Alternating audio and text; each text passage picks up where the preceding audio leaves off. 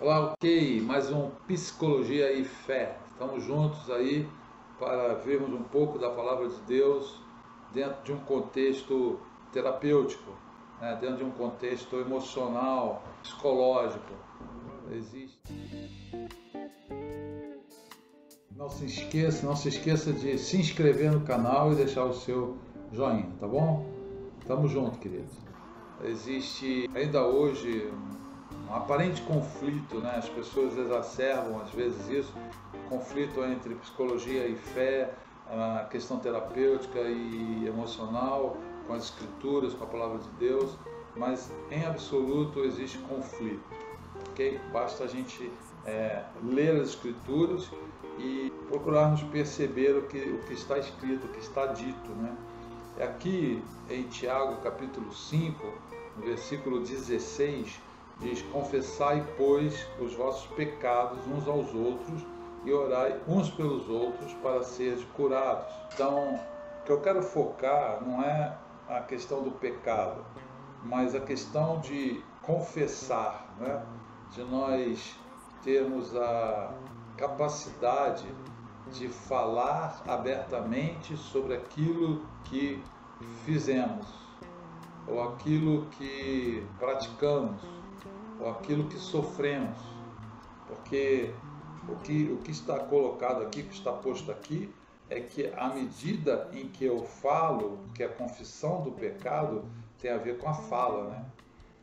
A cura, a restauração pela fala, por verbalizar aquilo que eu sofri, aquilo que eu vivi, a maneira como eu fui tratado, enfim.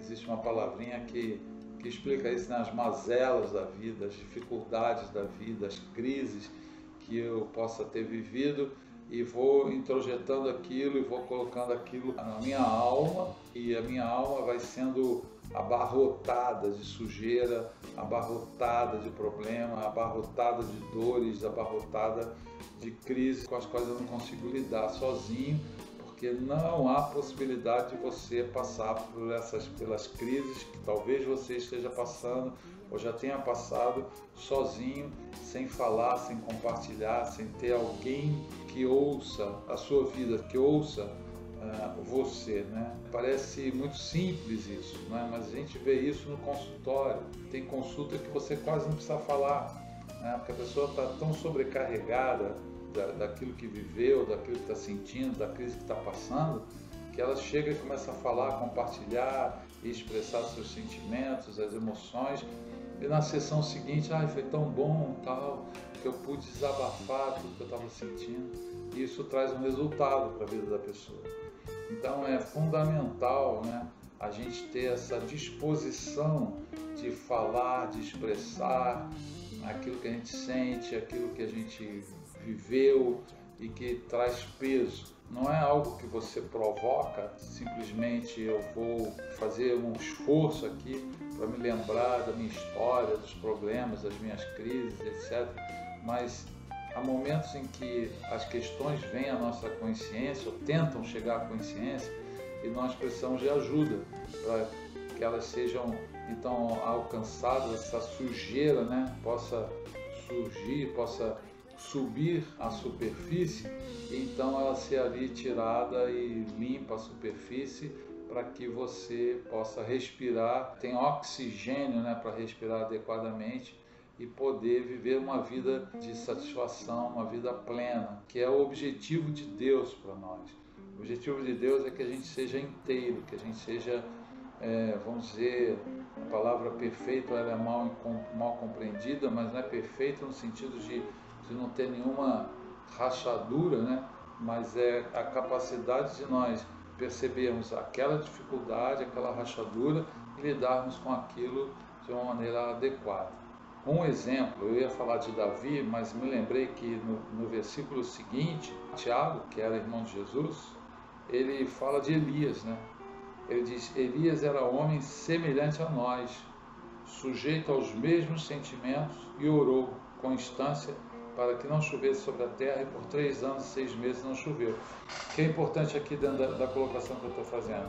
Ele está dizendo que Elias era homem semelhante a nós.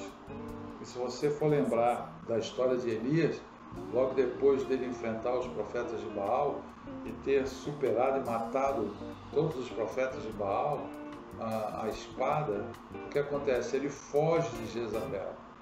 Ele passa por um momento terrível de crise emocional, né? Diria de uma depressão profunda, de uma crise que ele enfrenta na vida dele, que o leva a ir para uma caverna, se esconder, ficar lá no monte, escondido e não querendo fazer absolutamente nada. A gente pode imaginar ali uma depressão profunda de Eli, escondido, fechado. E o que acontece? Acontece que Deus vem, fala com ele, etc. Mas focando aqui, a realidade de que qualquer um de nós, qualquer ser humano, passa por crises, por dificuldades, por problemas e necessita, é fundamental a possibilidade de termos alguém com quem compartilharmos nossas vidas. No caso de Elias, ele pôde falar com Deus diretamente, né? Então Deus veio e pergunta para ele: o que você está fazendo aí, Elias? E aí Elias responde: só restou eu, fiquei sozinho. E aí Deus fala para ele: Elias, você está enganado, nada disso, você não está sozinho. Outros profetas como você permaneceram fiéis a mim. Ainda ali, ainda com Elias, né, o grande símbolo profético de toda a Bíblia, tanto que ele vai para o Monte da Transfiguração com Jesus, Moisés, Moisés simbolizando a palavra e Elias, esse momento profético.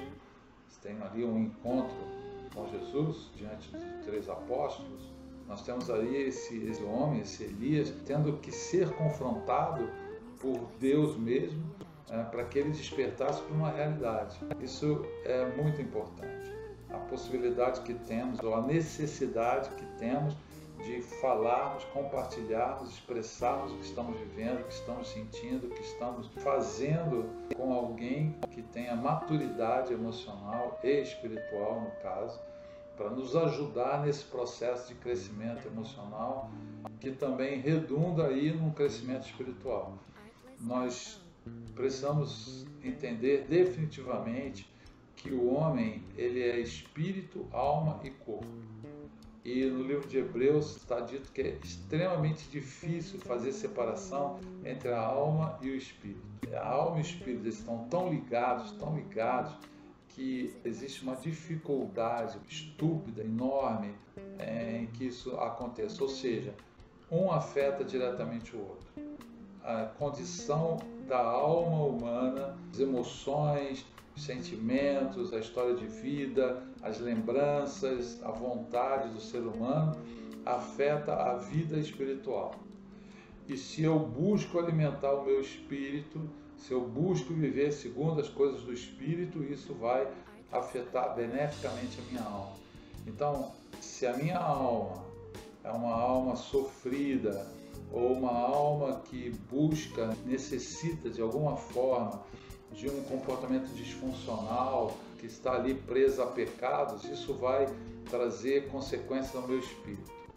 Se a minha alma é uma alma livre, é uma alma feliz, vamos dizer assim, né? Se é que é possível essa expressão para a alma, mas se ela é uma alma que vive em plenitude, o meu espírito também será afetado. E se eu tenho uma alma, independentemente da condição dela, disposta a ouvir a voz do Espírito, falando ao meu espírito, ela vai ser também ajustada.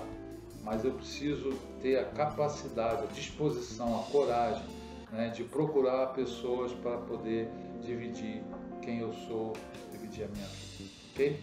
Até o próximo Psicologia e Fé. Fique com Deus, que Ele te abençoe. Em nome de Jesus.